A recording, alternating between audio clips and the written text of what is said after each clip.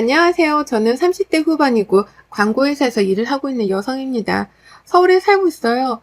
제가 원래 막장 드라마를 젊었을 때부터 그렇게 좋아했었는데 그래서 그런 건지 제 인생이 막장이 될 줄을 몰랐습니다.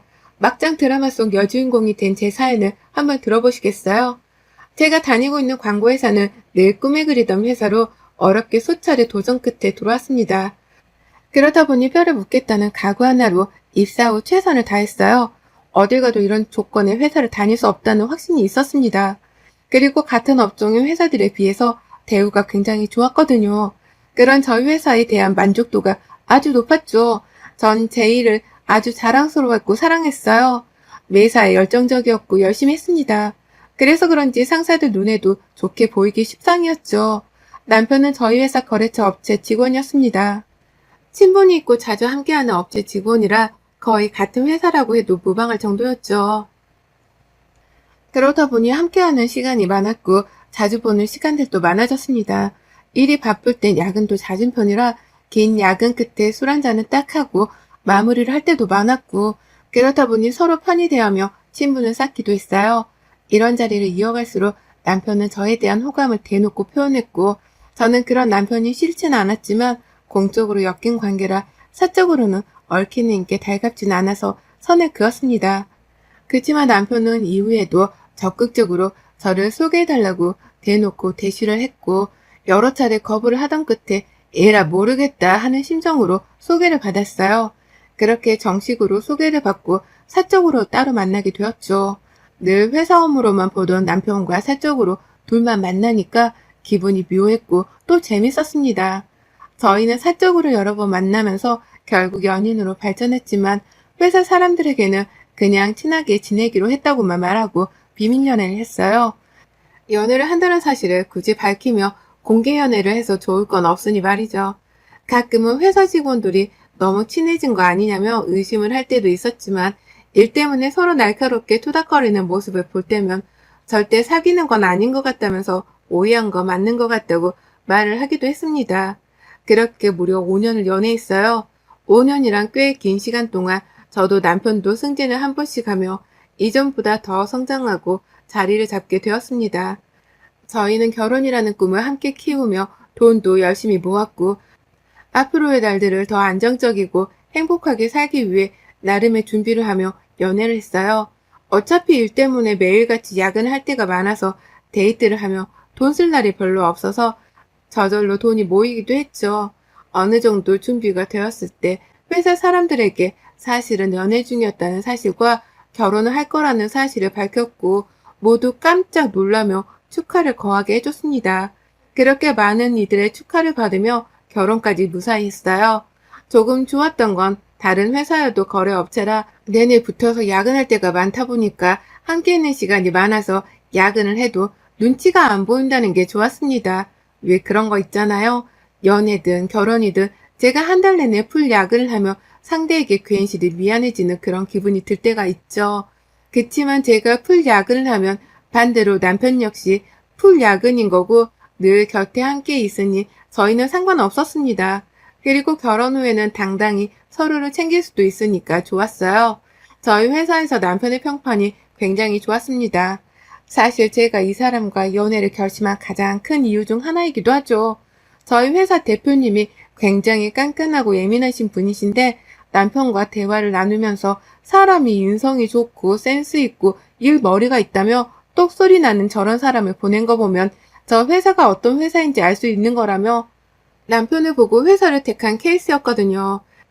그리고 그에 실망시키지 않기 위해 남편은 내내 최선을 다했고 그 결과 몇 년째 계약 연장을 하며 이어오는 관계가 된 겁니다.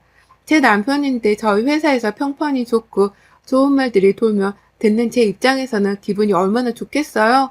선남선녀가 결혼했다며 똑소리 나는 부부다. 일 잘하는 부부다. 라는 말들을 해주셨는데 이런 말들을 들을 때마다 기분이 너무 좋았습니다. 그래서 저희 부부 이미지에 해를 끼치지 않도록 더욱 노력하려고 하는 부분들도 있었어요. 그러던 중 몇 년째 남편이 담당자로 왔었는데 생판 모르는 직원이 온 겁니다. 순간 당황해서 남편에게 전화를 걸었는데 받지 않았죠. 저는 당황스러운 마음에 그 직원에게 물었습니다. 안녕하세요. 김 팀장님은 어디 계세요? 아, 이제 제가 올 거예요. 네? 저희 그런 얘기 전화 못 받았는데 갑자기 왜요? 아, 아마 조금 이따 설명해 주실 거예요. 뭔가 이유가 있나 보다 싶으면서도 대체 무슨 이유이길래 하루아침에 처음 보는 직원을 보냈을까 싶었습니다. 왜냐면 꽤나 중요한 작업을 하는 역할이기에 신입 직원을 보낼 리가 없거든요.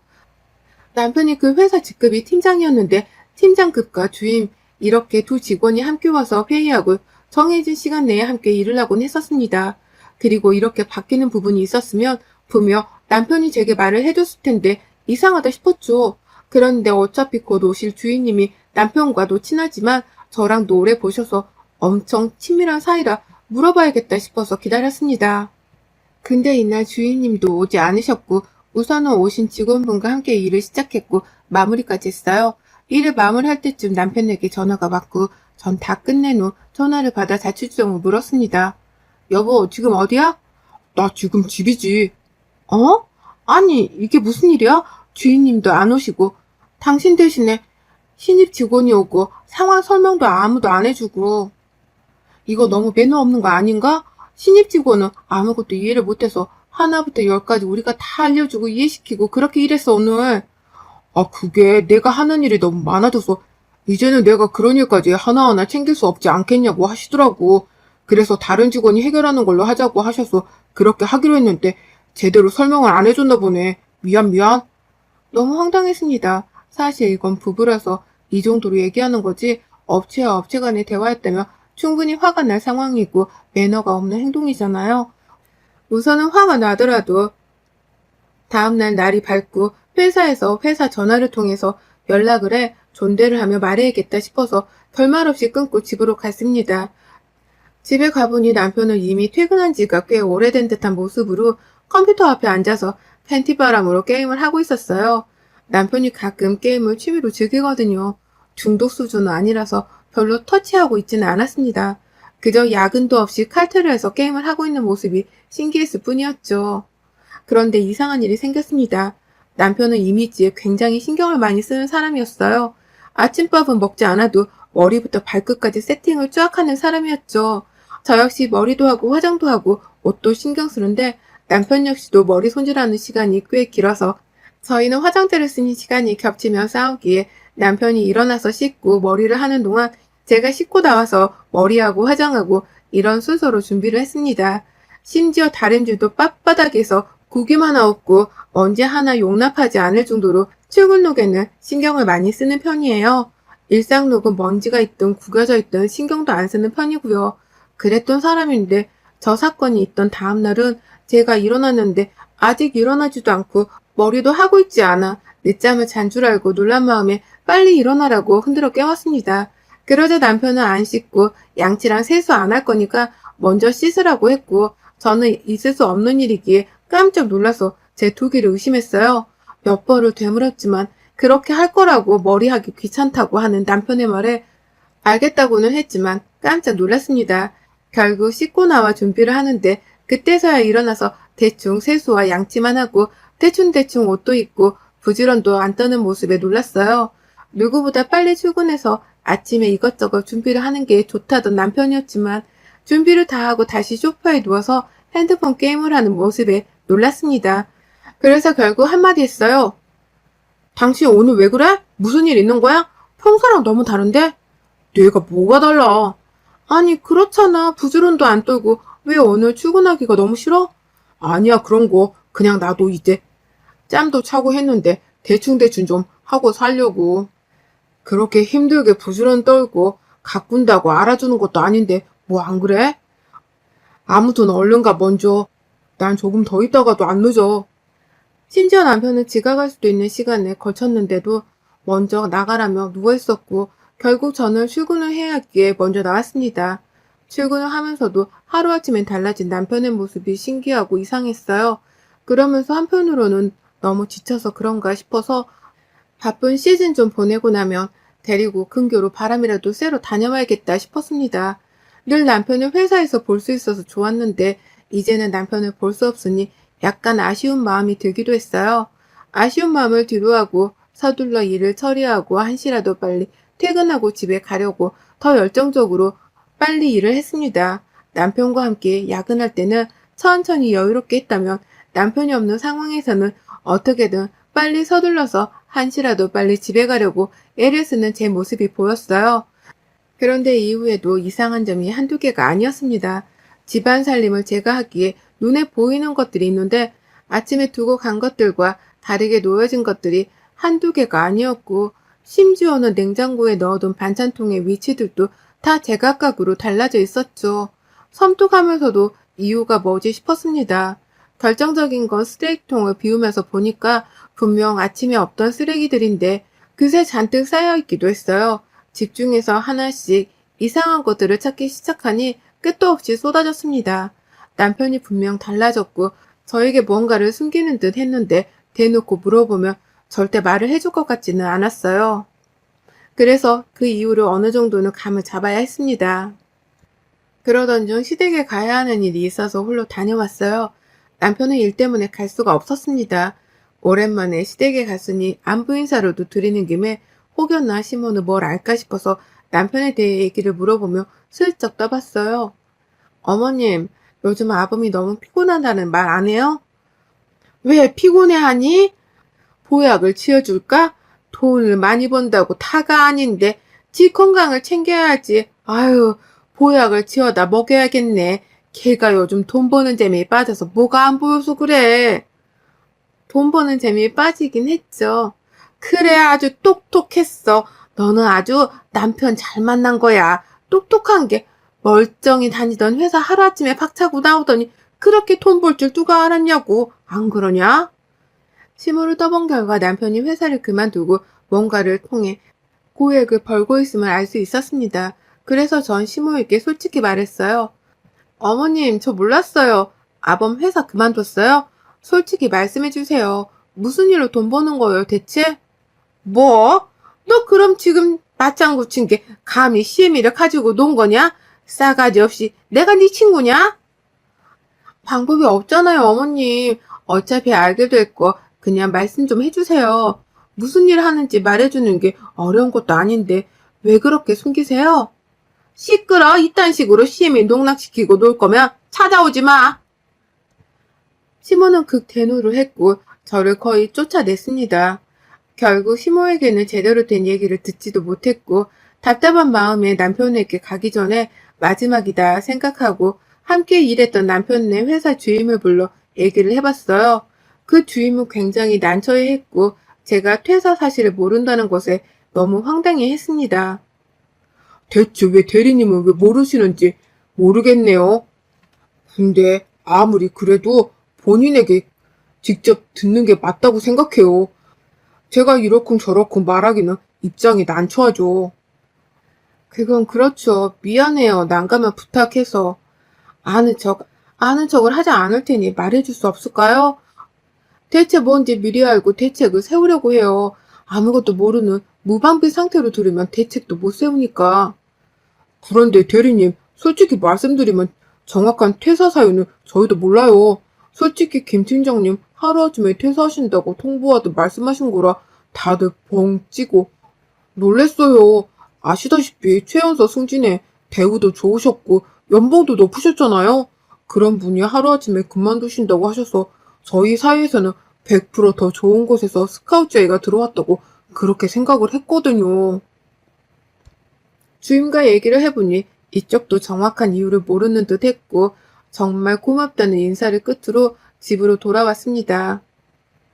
머리가 복잡했어요. 퇴사를 한 지가 무려 3달이 훌쩍 넘었다고 하는데 제가 이상하다고 느낀 건 고작 한 달쯤이거든요. 대체 이 사람이 3달이 넘는 시간 동안 대체 왜 저를 속이며 무슨 일을 하며 어떻게 살고 있었던 건지 궁금했습니다. 무엇보다 부부에게 신뢰는 굉장히 중요하다고 생각하고 무슨 상황이든 거짓말을 하는 걸 참 싫어하는데 저에게 신뢰를 깨면서까지 거짓말을 해야 했던 그 이유를 꼭 알아야 했죠. 전 집에 가자마자 컴퓨터 방에 있는 남편에게 들어가 얘기 좀 하자고 했고 남편과 거실로 나와 얘기를 했습니다. 팩트만 짧고 굵게 얘기해줘. 핑계 변명은 사절이야. 회사 그만뒀다는데 다니는 저 연기한 이유랑 지금 무슨 일을 하면서 무슨 돈을 벌고 있는 건지 말해봐. 아, 그것 때문에 지금 화난 거야? 내가 당신 속인 것 같아서? 여보, 속인 게 아니라 당신 지금 바쁜 시즌이라 신경 쓰지 말라고 말 안 한 거야. 나 똑똑한 거 알지? 내가 다 알아서 성공하고 돈 벌어 먹고 사니까 걱정 마. 회사에 묶여있는 시간에 돈을 얼마를 벌 수 있는지 알아? 팩트만 짧고 굵게 얘기하라고 했잖아. 내가 하는 일이 너무 많아서 다 나열하기엔 입이 아파. 그리고 당신은 이해도 못해. 그냥 똑똑한 내가 알아서 큰 돈을 잘 벌고 있구나. 이렇게 생각해. 딱 이 정도면 우리 내년 한강뷰로 이사 가는 건 시간 문제다. 그 집은 특별히 그냥 내가 사주지. 당신 너 혹시 뭐 코인 주식 이런 거 아니? 비슷하지? 미쳤나 봐. 멀쩡히 다니던 회사 때려치고 한다는 게 겨우 그거라고? 지금 그게 자랑이니? 앞으로 얼마나 더 벌어먹을 수 있을 것 같냐? 제발 정신 좀 차려. 왜 그래? 그렇게 대우해주는 곳이 어딨다고 그 좋은 곳을 박차고 나와서 한다는 게 고작 이거야? 차라리 가게를 차려서 당신 사업을 하던가. 이렇게 잔소리를 하고 있는데 남편은 핸드폰을 만지작거리며 제 말을 듣지도 않았습니다.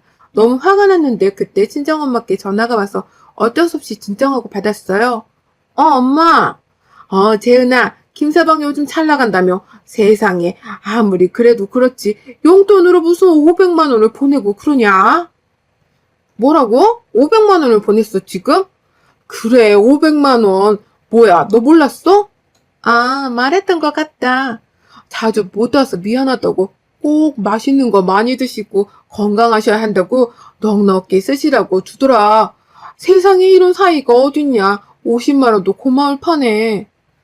남편은 뭔가 압박을 하듯 저희 친정엄마께 대화 도중에 500만 원을 용돈이라고 송금했고 카톡으로 일하고 있어 통화는 못해 카톡을 보낸다며 능청스럽게 긴 장문의 카톡을 남기며 용돈을 보냈습니다. 그러면 저에게 전화를 하길 유도하듯 오랜만에 집사람과도 통화 한 통 하며 모녀지가 따뜻한 시간 보내시라고 하는 거예요. 참 야근 사람이구나를 이때 느꼈습니다. 처음에는 단순히 저에게 거짓말하는 게 너무 화가 났는데 이날 대화를 하면서 생각보다 너무하는 행동이 못된 사람이라는 게 느껴져서 충격적이었어요. 이날 저는 당장 그만하라는 입장이고 남편은 네가 뭔데 내가 알아서 한다는 입장으로 미친 듯이 싸웠습니다. 최초로 정말 야 너의 욕까지 써가며 싸웠어요. 그리고 다음날 바로 시모는 저희 집에 제 퇴근 시간에 맞춰 찾아왔고 남편은 컴퓨터 방에서 문을 활짝 열고 제가 욕먹는 걸 듣고만 있었습니다. 야, 너 내가 경고했지? 아무렴 네 대가리가 똑똑하겠냐? 우리 아들 머리가 똑똑하겠냐? 위에 탈렸다고 다 똑같은 머리인 줄 알아? 넌 대가리, 우리 아들은 머리야. 무슨 차이인 줄 알겠어? 제발 입 닥치고 가만히나 있어. 그래야 콩고물이라도 쳐받아 먹지. 어머님, 아닌 건 아닌 거예요. 물론 돈 많이 딸 수야 있겠죠. 그런데 반대로 잃을 수 있다는 생각을 왜 못하세요? 그러다 손해액이 감당할 수 없을 정도면 어쩌려고 그러시는데요, 대체. 2년이 끝까지 저주를 퍼붓네? 너 처맞고 싶어? 옛날 성격 나오게 하네, 진짜. 교양 있게 좀 살아보려고 했더니, 아오씨, 우리 호준이는 어려서부터 톡소리 나던 영재였어, 영재. 걔가 하는 거면 뭐든 다 성공이었다고. 그니까 제발 냅두라고. 돈 투자를 많이 해야 많이 따서 내가 5천을 투자해줬는데 하루에 1,000씩 주더라. 이거 보면 모르겠어? 좋으시겠네요. 알아서들 하세요. 시문을 뺨을 치려고 손까지 확 올렸다가 치지는 않고 내렸어요. 이쯤 되니까 뭔가 빠른 손절이 필요할 것 같았습니다. 왠지 단순히 코인과 주식을 하는 것 같지 않았어요. 만약 코인과 주식을 하는 거라면 왜 저렇게까지 필사적으로 숨기고 보여주지도 않겠습니까? 결국 전 이 사람이 뭘 하는지 알아내고 싶은 마음에 잠들었을 때 핸드폰도 뒤지고 컴퓨터도 몰래 뒤지고 검색 기록도 보고 다 해본 결과 도박을 하고 있다는 거 알아냈습니다. 그리고 주식에 코인도 하고 있는 건 사실이었어요. 한마디로 할 수 있는 건 다 하고 있었고 미친 거죠. 도박은 손을 잘라도 하는 게 도박이라고 했기에 절대 희망이란 건 없다고 판단을 했고 무엇보다 애미인 시모가 저렇게 나서서 부채질을 해주는 상황이라 제가 하루빨리 이 상황에서 나오는 게 답이라고 생각해서 이혼을 요구했습니다. 너무 갑작스럽게 이혼을 요구했고 시모에게 쌍욕을 먹었고 남편 역시 고맙다고 하더군요. 부부라는 이유로 본인이 딴 돈 엄마 너한테 갈까 빡쳤는데 알아서 떠나줘서 너무 고맙다고 했습니다. 그렇게 이혼 후 전 저만의 삶을 되찾고 평범하게 살고 있었어요. 이혼하고 1년 조금 안 된 시점에 장문의 카톡이 왔고 남편 이름과 내용은 남편이 현재 도박에 미쳐서 지인들에게 돈을 빌리고 잠수 타고 있다고 절대 돈 빌려주지 말라는 카톡이었습니다. 이게 회사 동료들에게까지 퍼진 거죠. 심지어 빚이 쌓이다 못해 불법적인 일을 하다 연루가 되어 해외로 나가 숨어 산다는 얘기까지 돌고 있고 수배 중이라는 얘기도 돌고 있는데 자세히 알아보지는 않았어요. 저랑 이제 관련이 없는 사람이니 알아볼 필요도 없잖아요. 무슨 인생을 사든 제 알 바 아니고 다 필요 없이 진짜 고민 없이 바로 이혼하길 참 잘했다 싶습니다. 제가 만약 저때 조금만 더 상황을 지켜보기라도 했으면 큰일 날 뻔했던 게 이혼 준비 중에 돈을 확 잃어서 난리도 아니었거든요. 집 다 부수고 시모이기까지 울며 전화 오고 막 그랬는데 만약 그때 제가 함께 살던 중이면 제가 맞았을지 돈을 강제로 뜯겼을지 어떻게 알겠습니까? 딱 한 번이라도 엇나가다 제 말을 듣고 정신을 차렸다면 정상적으로 살 수 있었을 텐데 안타까울 따름이랍니다. 여러분의 생각은 댓글로 남겨주세요. 오늘 또 시청해주셔서 정말 감사합니다.